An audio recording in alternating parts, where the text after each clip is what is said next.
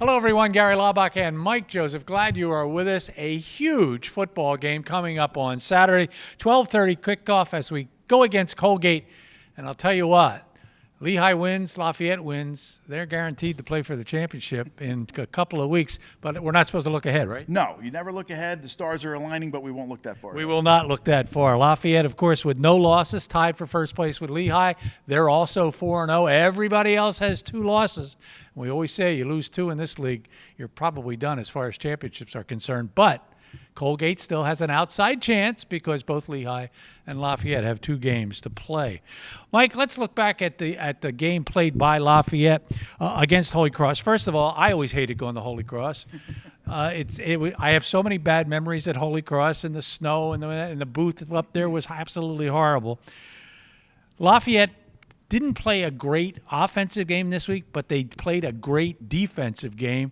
So complimentary football, maybe not, but certainly the football they needed to play, the good defense. Yeah, and this defense, we've seen them get better every week. I think they've been fantastic. And again, they started off struggling a little bit early, but I think everybody's finding their role right now. You see the play by Beckham D, you see the play by Stevens inside, and then Jalon Joseph turning it loose at the end. And I tell you, we're going to have a guy today in the media luncheon in Ryan Gadsden who's been phenomenal, just and playing with a club on his hand. How do you intercept the ball with that club? I don't know. You pin it against your head, I guess. But, I mean, that was a great play. And then later on, Beckham comes up with the big pick over the middle. So this defense stepped up. Mike St. Germain's doing a great job. And, again, they're building week by week, stacking those bricks just in the right time in the last 3 games. Yeah, I don't want to be too negative about the offense either. When you talk about what Kente Edwards and Ethan Weber were able to do in that ball game, as they have all season long, they're a great tandem. And, of course, Kente, Offensive Player of the Week again in the Patriot League. He had a terrific ball game. They needed to run because I think the win really affected the ability of Dean to throw the ball. Yeah, I think both teams were trying to kind of maybe run out the clock a little bit. They just try to take possessions away from Lafayette. That's the smart way. I think that's what Colgate will do this week as well. But, you know, Kente Edwards has a way of finding a hole. He's stronger than you think. You can't bring him down with one arm. He's averaging over 6 yards a carry. And then I thought the difference when Ethan Weber came in the game and you didn't lose anything. He was pounding the ball. He had a nose for the end zone. He powered that one in when there was nothing there. On a day where Dean probably with the wind couldn't really find his footing, receivers struggling to get open a little bit. The running game was great. Put a lot of onus up on those guys up front. Kinney was fantastic. So again, Lafayette did what they needed to do in a really tough place on the grass, a different surface. Going up there, always tough to win. It was a big one. And we really did, and we really do miss Eli Stewart. You take Eli out, who always draws a lot of attention defensively. You take him out, and now the attention goes to the next guys in line. And there's no one like Eli Stewart on this team. There really isn't. And when you have Eli on the field, you can roll coverage. You can squat a corner. You can roll a safety over the top. You can double him on certain situations on third downs. He's explosive. I'm challenging the other receivers. They got to step up. I mean, Carson Persing didn't have any catches in the first half. Mason Keener was doing everything he could, and obviously you got the young Skirbo in there. They got to come up. Ethan Hosack has to come up. We got to look for him more. Use the middle of the field. But you challenge these 3 other receivers for the rest of the season. They've got to separate. And you saw a little bit of concern almost in Dean's face, like no one's open. Like when somebody's open, boom, he fires the football. But when there's tight coverage, we got to win. And luckily we won on those 2 long balls. All right, let's take a look at Colgate. And again, a big thank you to Will Newsido. He does a lot of research for the opponent for me.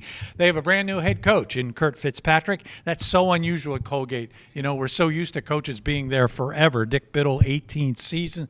Dan Hunt was there quite a long time. Stan Dukoski was there quite a long time. But first year now for Kurt Fitzpatrick. He comes in 84-48 overall. This is a different kind of Colgate team, though. They don't run the ball the way they used to. They really throw the ball really well, but they don't run the ball the way it's not as physical a team. Yeah, it's a little bit of different. It's not really all based on zone read. I think they attack the edges really well, and they got 2 massive backs. Yes. I mean, 2 guys that can run the football. Sterney is really serviceable. He'll hit you. Yes. He'll beat you if you leave guys open, if you're going to have soft coverage. But they're going to try to take the air out of the ball. I think Casamajor and obviously the Shaban kid, that's a transfer from Connecticut, is a big, strong back. And I think they're going to try to shorten this game. They're going to try to run the football, but they are a little different than the old zone read, reading the nose guard, reading the tackle, reading the end, having that quarterback, that haunted us for so long to run the football. This is a team that's going to run the football, throw it when they need to, and try to keep it away from Dean DeNoble. And we have not been home for a while, so that has to be good for Lafayette for sure. Defensively, their leading tackler is Dane Picarella. He is their linebacker, big kid, 6'3", 245. Trooper Price, their other linebacker. Those two guys combined, they have 130 tackles combined. Tymir Wynn, their outstanding defensive back, a couple of interceptions. What they do have, though, is maybe the best kicker in the league in Vogelier. He's already made last season a 51-yarder, a 49-yarder this year, and he made 3 this week, which gave them the ability to beat Holy Cross by 1. Well, absolutely. He made 2 extra points and 3 field goals in that game. He did everything he needed to. And earlier in the year, mid-year, he was struggling.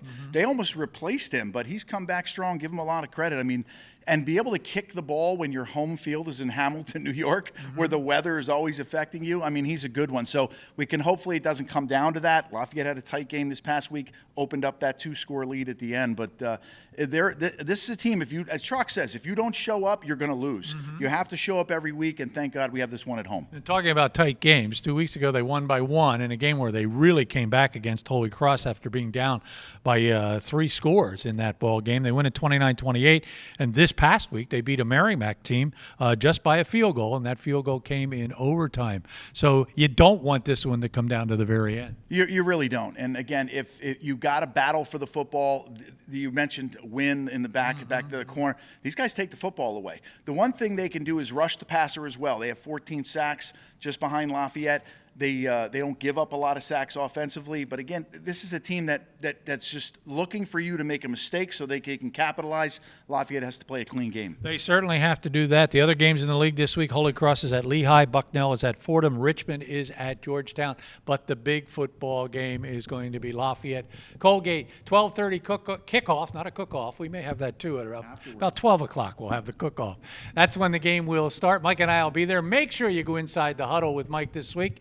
He always does a great job letting you know how to play this football game. That's it for Behind the Mic. Thanks for joining us.